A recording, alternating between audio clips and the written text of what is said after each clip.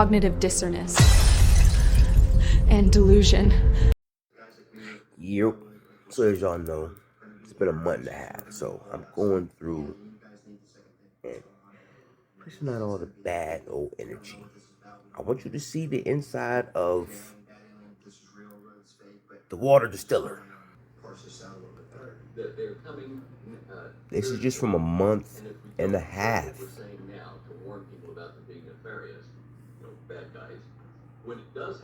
Look at that. You can see look at the little spark, look at the little crystallization. This, and not just, look at the fuck. Come on now. This is what's in the tap water.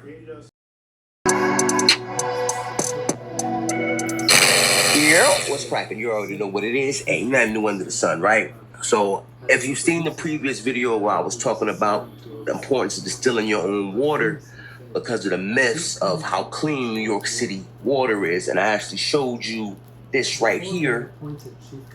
Well, I'm going to actually right now show you what's left after distilling the water. I'm going to pour the new bomb in here, and then what I'm going to start doing is like every couple days, I'm going to just do a video just to show you as it's evaporating and what's left. So, give me 1 second.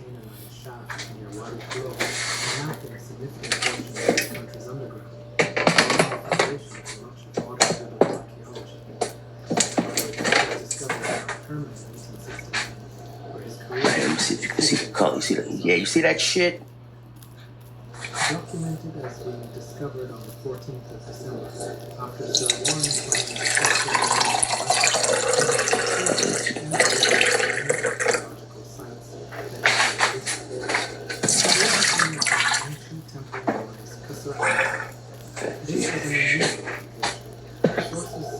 Alright, so yeah, as you can see, whatever this shit is, once all the water evaporates, it gets hard, like it crystallizes.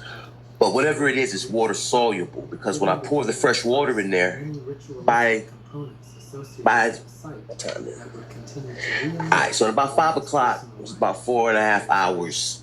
This shit will be like a liquid sludge, but I can actually stir it up and it'll all mix up. But then as the water evaporates, it turns back into this hard-ass crystal again. So like I said, every couple of days, I'm gonna check back on this so that you can actually see what happens as it goes through the evaporation process.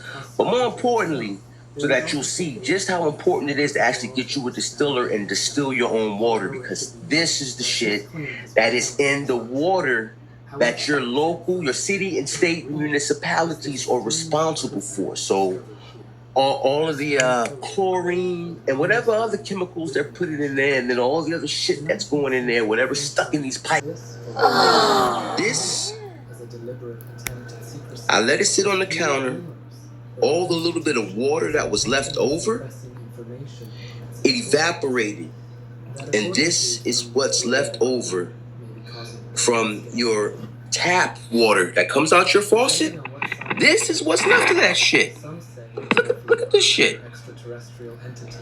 Look at the viscosity in that. Matter, hold on.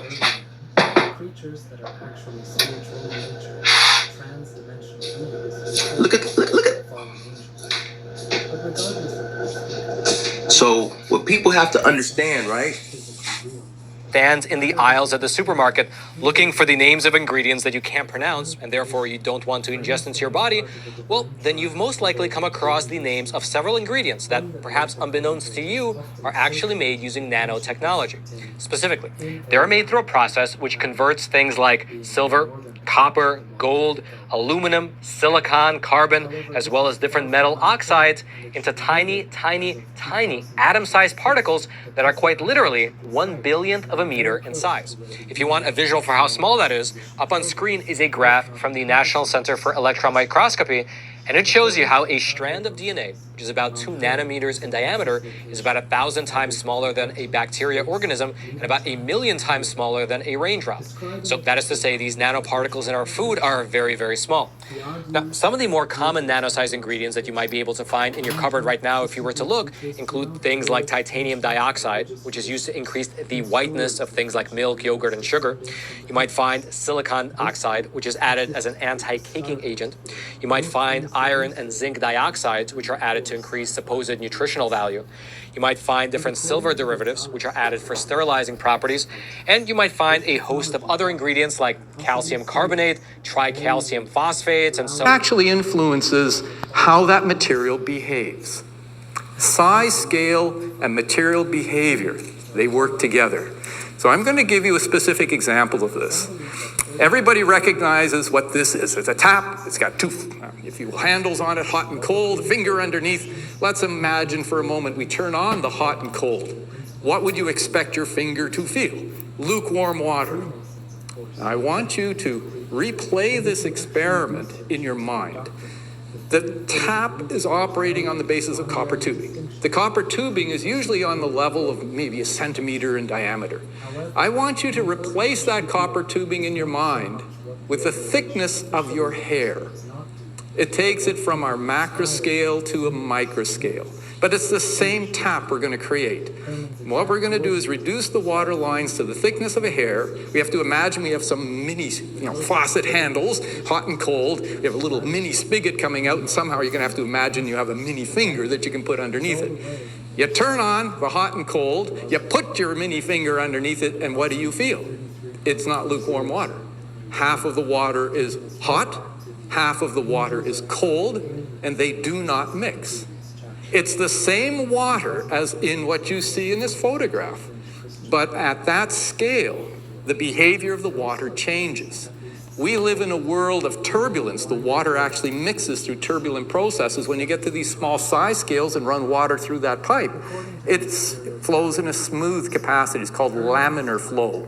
But it's a smooth flow that doesn't have turbulence. And the point I'm trying to make to you is to realize that size scale matters in terms of how things behave. And when we think of nanoparticles and nanotechnology, we're again at a size scale different than even your hair. Somewhere between 1,000 and 10,000 times smaller. So in that particular configuration, you can imagine that again, other things dominate in terms of the physical phenomena that are taking place. What I wanted to do is give you a You can see, look at the structure. You can see the structure.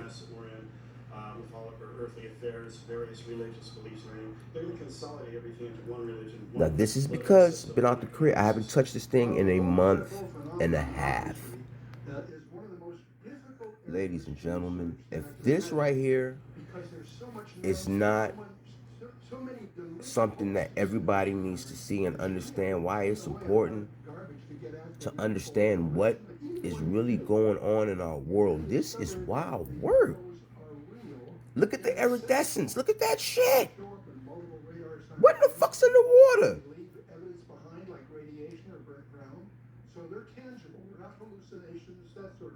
Wow.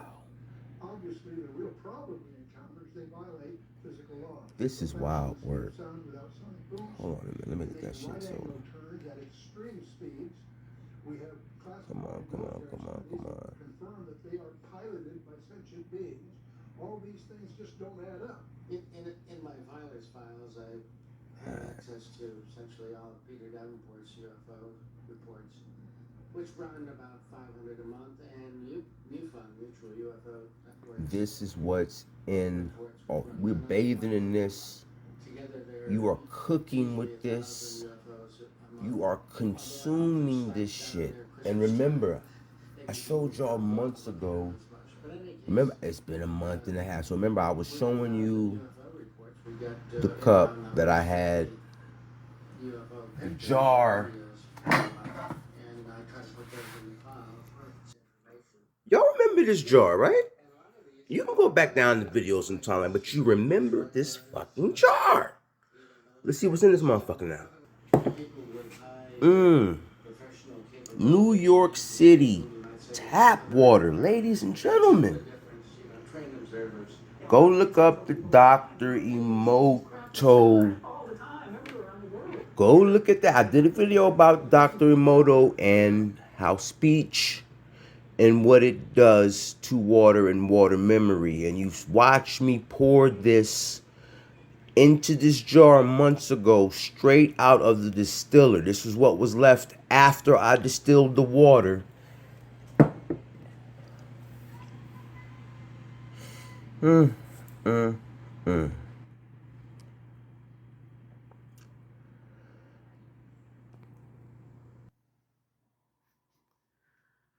Now I understand why people make some of the decisions that they make. Now I understand why I used to make some of the decisions that I made. And now I understand why some of the things that I say may sound crazy to some people, because that's what they're drinking. Check this shit out. Remember, I just got done showing you the shit that was left over out of the water distiller. And since I've been gone a month and a half, which is a crazy story, but documented that. But anyways, look at this shit. Alright. Now I want to show you something.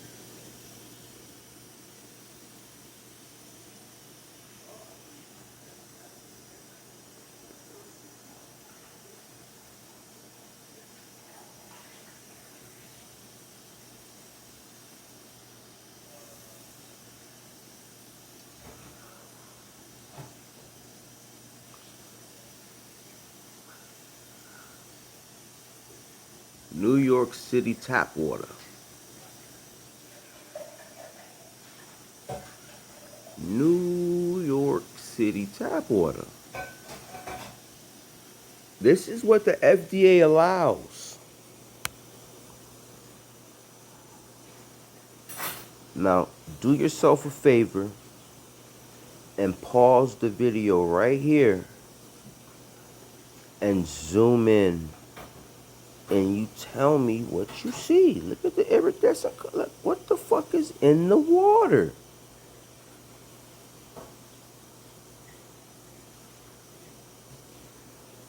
This is wild work, yo.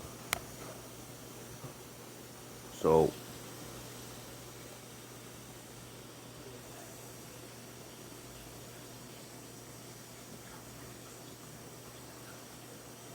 y'all watched me do this shit over the months.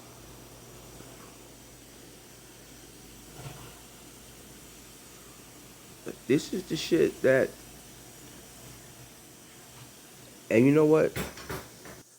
Maybe I'm tweaking. Maybe I'm tweaking.